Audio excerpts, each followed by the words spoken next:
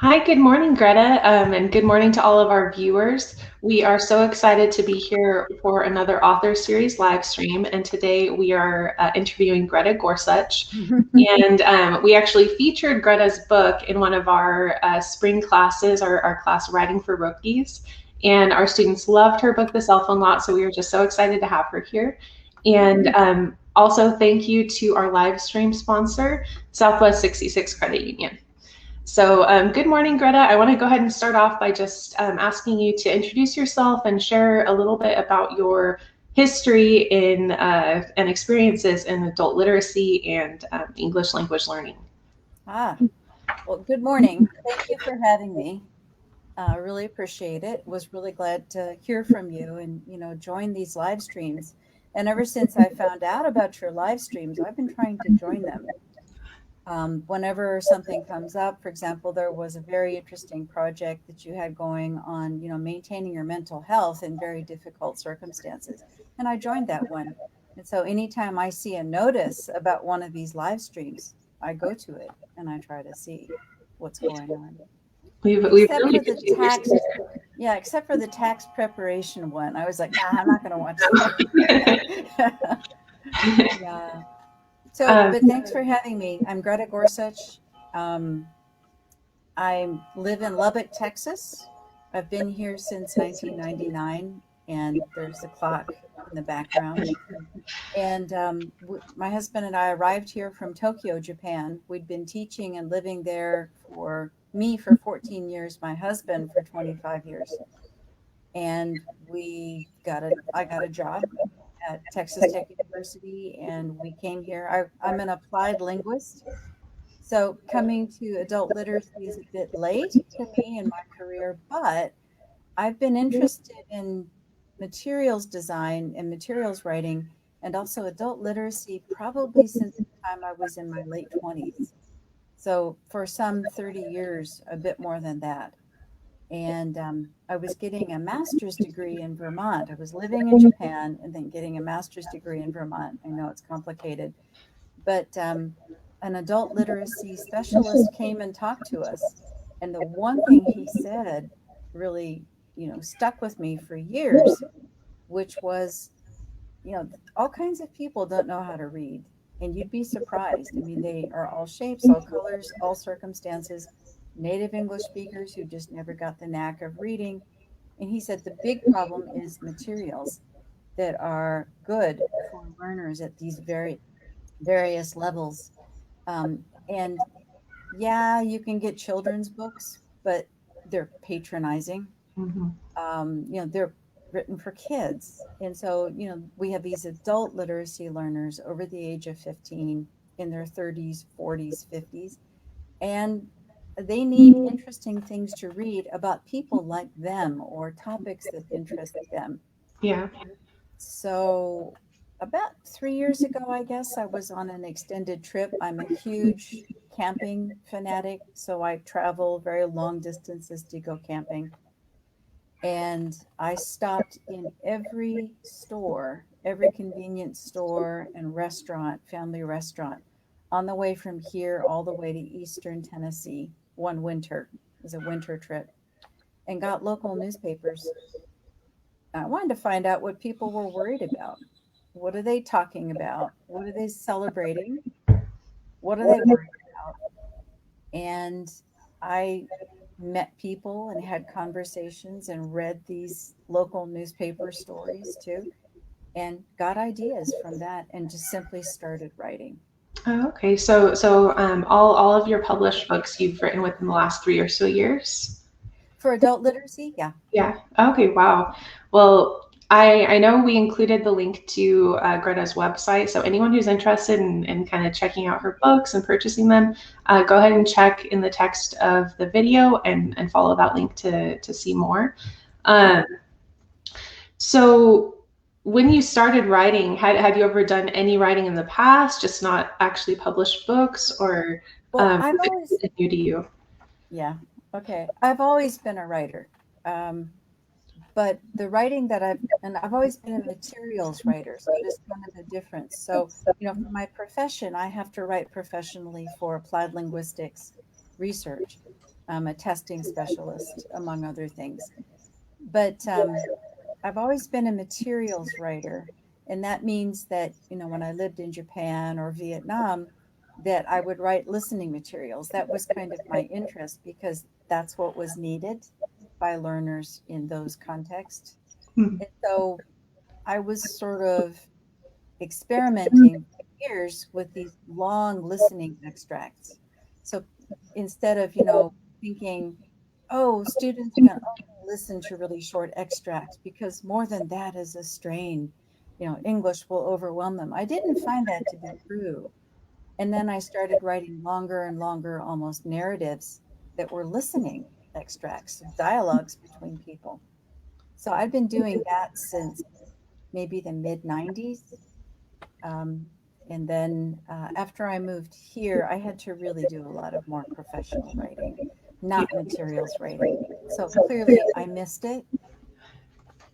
And so wanted to get back into writing, stories that are worthwhile, these literacy stories.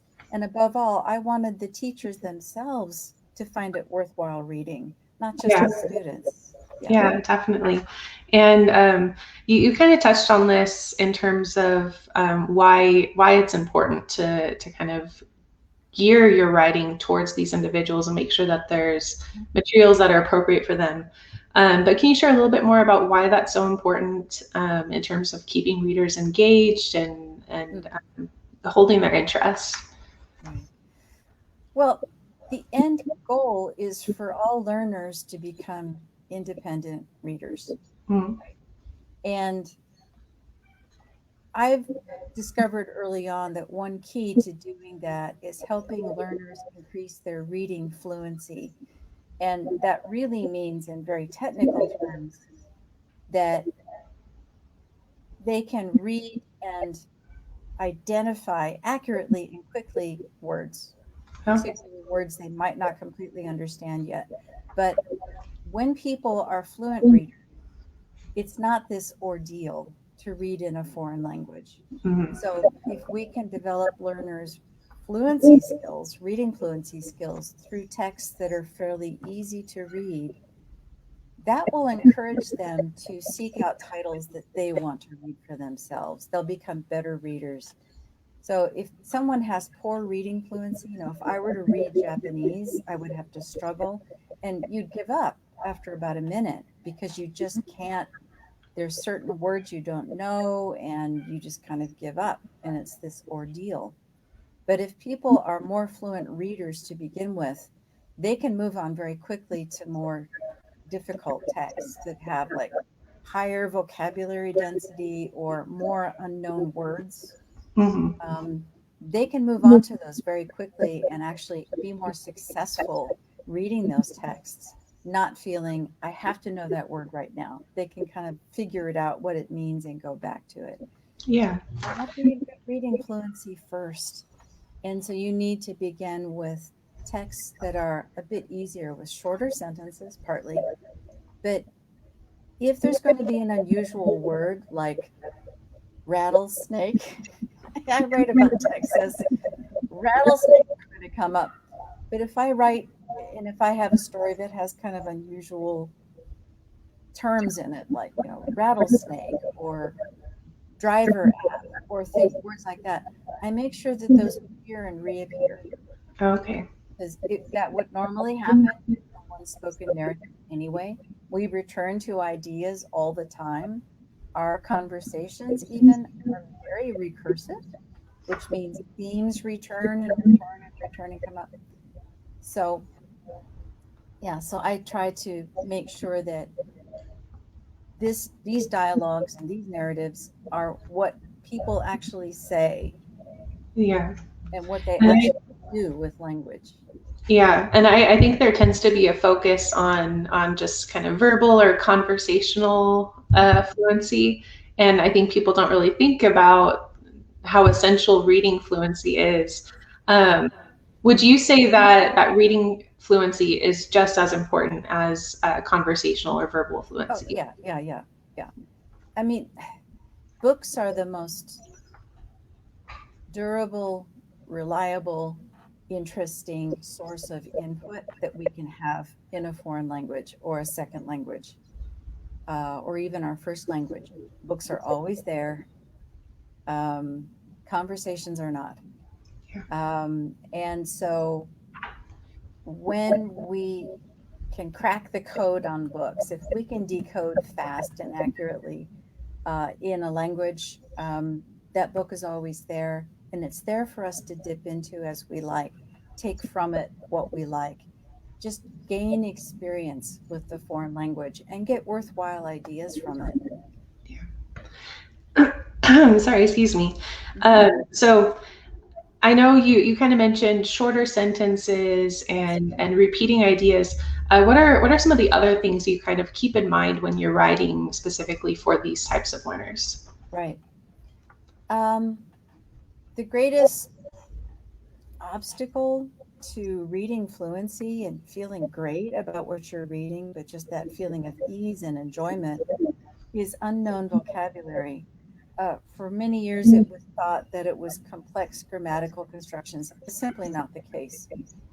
We found through research I've done and research that others have done. It's not grammar.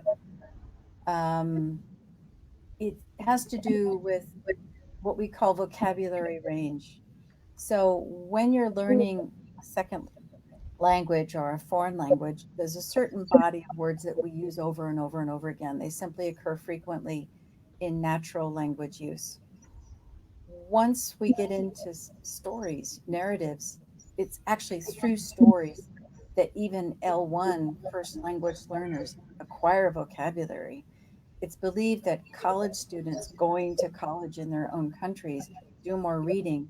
They may be acquiring up to 100 to 200 new words a week Oh, wow. through reading, right?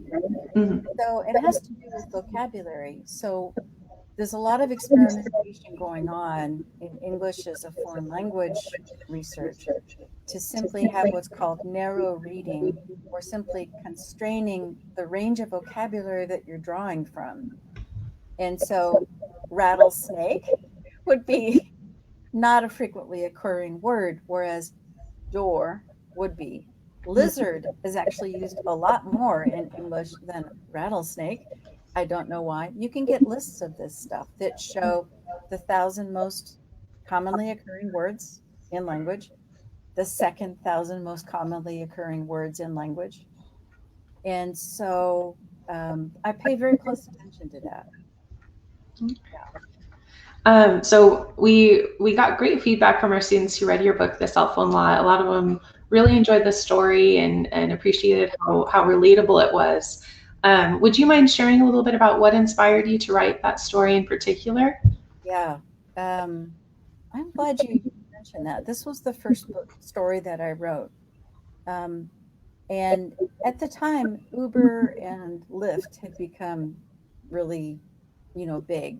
The time I was writing this story or thinking about it. And it was also the first year I had a smartphone. I'd never had a smartphone before. Didn't even have a smartphone 6 or 7 years ago. Um, and so we needed to get to the airport. So I used Uber. I signed up, and a man picked us up to take us to the airport from our house. And it was this beautiful gold colored Chevy Suburban. It was absolutely gorgeous. And he was this lovely man, the driver. And he was talking to us very gently all the way out. We were kind of nervous about our flight. It was going to be a long trip. We were going to Turkey, Oh, and not Turkey, Texas, Turkey, Turkey, country. the country. And um, it transpired through his conversation that he had fallen on seriously hard times, and he had a family to support, and he was a youth minister as well, and his wife wasn't able to work for a reason we didn't find out. And he said, really, there's a cell phone lot out at the Lubbock International Airport. We're like, there is? He said, yeah. And he pointed it out to us, and sure enough, when you drive by the airport, which is in the middle of nowhere, there's this little restroom, and there's a picnic table, and there's some trees, and there are 5 or 6 people sitting around that pretty much all the time. They're all Uber drivers. And for one reason or another, they're needing extra money, right? Maybe they never made it back from the 2009 financial crisis, or someone in the family got sick. And also, they just need extra money. They're saving up to send their kid to college and don't want the kid to get this huge debt Yeah. by the time they graduate. And so the Uber drivers and the Lyft drivers just go to this picnic table, they share food. He was telling us all about it. So it was from him Yeah. that I got this story. And then I created my own characters. Oh, okay. That's such a neat background. Would you mind, without giving too much away, share just a little bit about what the storyline of the book is? Yes, Jessica Vasquez, the heroine of this story, is a young Hispanic woman, the black sheep of her family. Her father came from Mexico without speaking any English, but has made this really successful painting business, house painting business. And I've met so many really strong entrepreneurs coming from Central and South America and also from Mexico, who've come to this part of Texas and made good simply through hard work. So Jessica clearly is close to her father, but the rest of her family wants her to be different and better than she is. But she ends up getting a cosmetology degree, and that's like, no, that's nothing. But she's very good at it, and she works for a national chain of drugstores, helping people, make decisions about skincare. And she gets um, the owner's daughter, who should not be working there, is a nasty piece of work, Cassie, blonde with pink lipstick, just not a very nice person. Um, and she puts stolen goods into Jessica's bag and gets her fired because Cassie wants the job. Cassie's no good at it, though. She keeps stealing things. So Jessica's got to figure out what to do with her life because all of a sudden she's in debt. She has a fast car. She lives in this expensive apartment building. She doesn't have money because Yeah. she's lost her job. So she takes on work as an Uber driver, but we call it ride.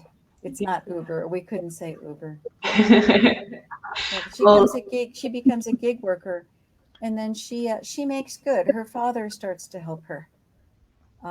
He has this big car that he bought for his wife, who passed away, and so they switch cars, and she gets to drive this big car, and she meets friends at the cell phone line. She makes friends, and they get along.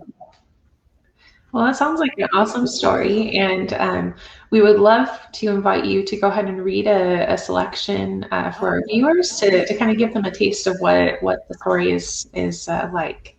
So I'll go ahead and we'll share an image of the book cover, and Greta will go ahead and read from the cell phone lot. right. I'll just read a short chapter. The chapters are very short. All right. Chapter 2. Jessica loved her job. For about a year, she worked at all 5 stores. She read about new makeup lines. She ordered makeup and bath products from the main office in Dallas.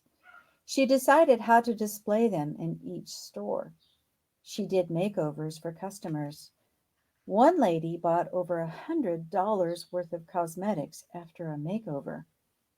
Jessica answered questions and made suggestions. She felt great about herself. Each store was different. One store in the historic part of town had mostly older customers. The men mainly wanted shampoo, while the women wanted makeup. Another store near the college had mostly young female customers.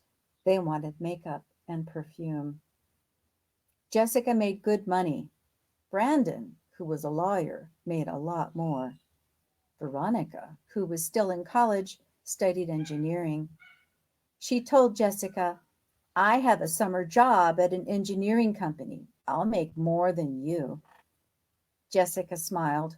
Veronica just wanted to believe that. Jessica saw her father once or twice a week. Over dinner, Juan Vasquez listened to Jessica's stories about work. He said, "That's great, Jessica. You seem happy." Then he got quiet again. Jessica washed the dishes.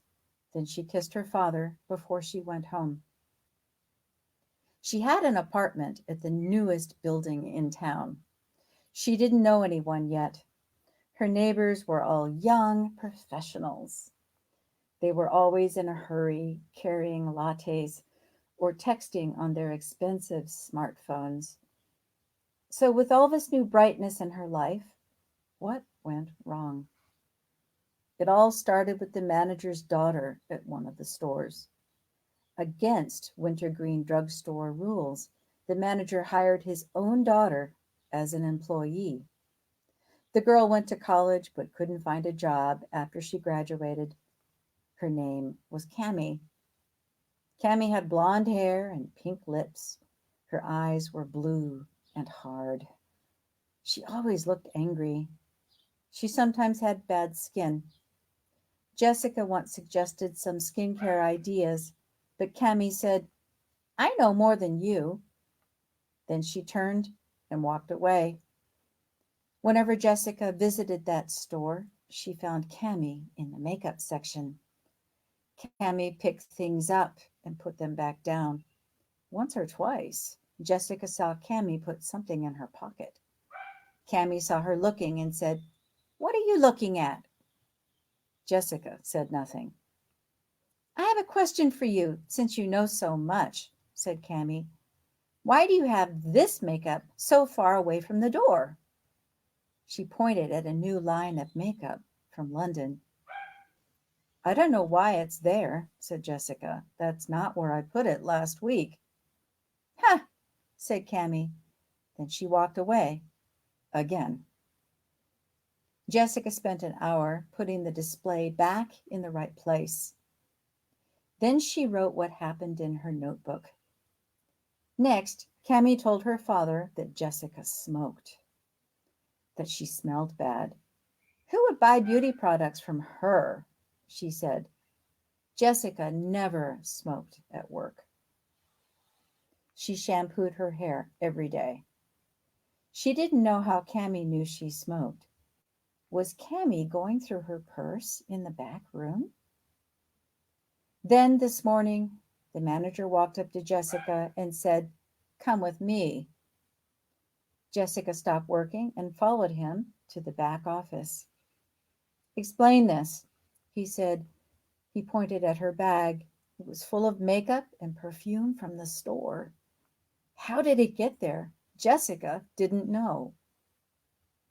"I didn't put that there," she said. "Please leave," the manager said.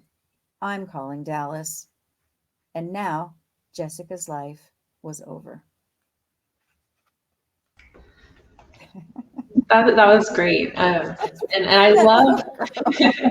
I know, poor girl. I love though, it is an interesting story. I think it's something that anyone would enjoy reading. And I think it's just so important that resources like this are available to adult learners.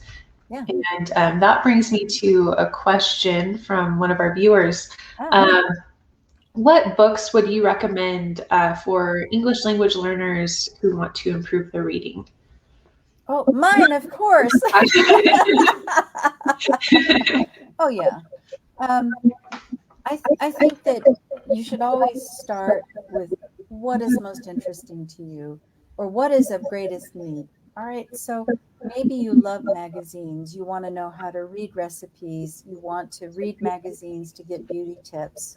You want to read magazines about how to do things like change the oil in your car, or even better, you're online and you want to not just see a YouTube, but you want to read something about how to change the oil in your car or how to do something. It's important. So start with what you are most interested in. Yeah. But I would argue very strongly that there's always a place for a good narrative story in someone's life.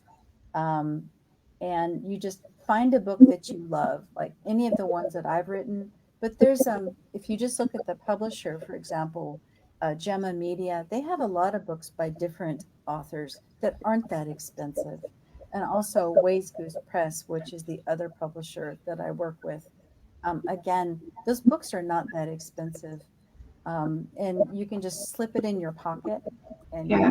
you And know, I think it's great to mention also to our yeah, viewers, a lot of these books are also available digitally at an even yes, lower cost. So you can even get these books and read them on your cell phone.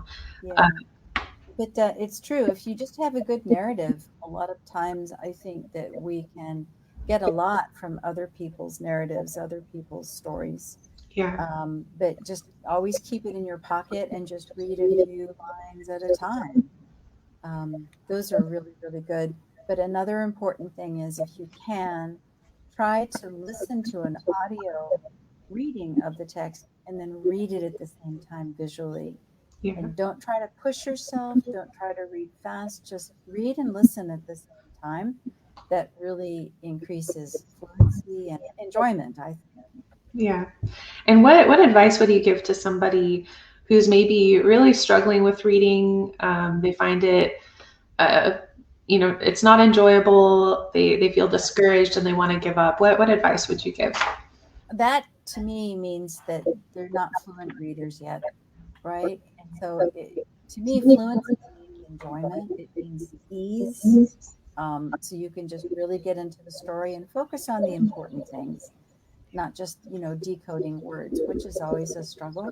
Yeah, So again, I would, find the easiest books that you can. There are a lot of online sources as well of easy texts, but find a story or a narrative where you have several paragraphs. And if there are only 3 or 4 words that you don't understand, then that is the right level for reading fluency development. But try to, read that and then listen at the same time, and then that's going to become a lot easier. Sometimes the difficulty comes from just not being able to figure out how do I sound this word out? What does that, how do I say that? What does that sound like in spoken language? That helps a lot to make those connections. hmm, Either have someone read out loud for you that passage, not just the word, but the passage that it's in, at least 5 or 6 sentences, or get an audio file that goes with the book. And in the case of Gemma Media, the publishers, for example, of the cell phone book, their audio files are free online. Yeah, they're free. awesome. Yeah. Yeah.